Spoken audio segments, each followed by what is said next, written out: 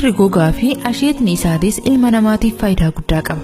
Timirri albuudota qaama namaatiif barbaachisan hedduun badhaadhee jira. Isaan keessaa faayibar, pootaashiyeem, koopper, mangaaniiz, magneeziyemii fi viitaamin B6.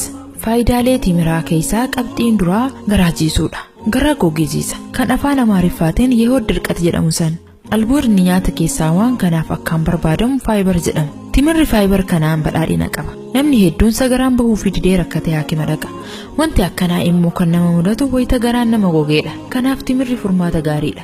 Yeroo hedduu nyaata dursanii timira xiqqoo nyaachuun rakkina kanaaf furmaata gaariidha. Kanaaf timirri mar'imaan furdaa akka gaariitti dalagaa isaa akka dalagu taasisa.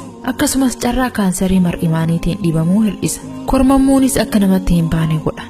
Qabxiin lammaffaan immoo fayyaa onneetiif faayidaa guddaa qaba.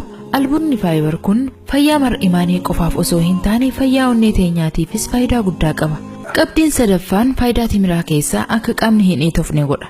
Akkuma jalqaba irratti isiniif ibsuu yaaletti timirri albuuda magneeziyem jedhamuun badhaadhee jira. Albuudni magneeziyemii kun ammoo antiinfilaamaatarii keessaa isa tokko.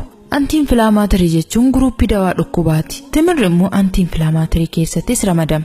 Antiinfilaamaatariin timira keessatti argamu kun immoo dhiitaa qaamaa ittisa. Albuudni magneeziyemii yoo qaama keenya keessatti fudhanne qaama dhiita'e fayyisa. Akkasumas dhukkuba dhahannaan onnee dabaluu yookiin kaardiyoovaaskular namarraa ittisa. Dabalataan immoo mudaan dhiita'uu fi dhukkuba narvii kan alzeemers jedhamus namarraa ittisa. Dhukkubni alzeemers jedhamu kun narviin namaa akka of dadhabu godha. Wayita san qaamni namaa hollachuu eegala. Dhiyeenya kana boksariin beekamaan lammii Ameerikaa kan amantiin isaa muslimaa Muhammad Aliin dhukkubuma narvii kanaan yeroo dheeraaf dhukkubsatee du'e.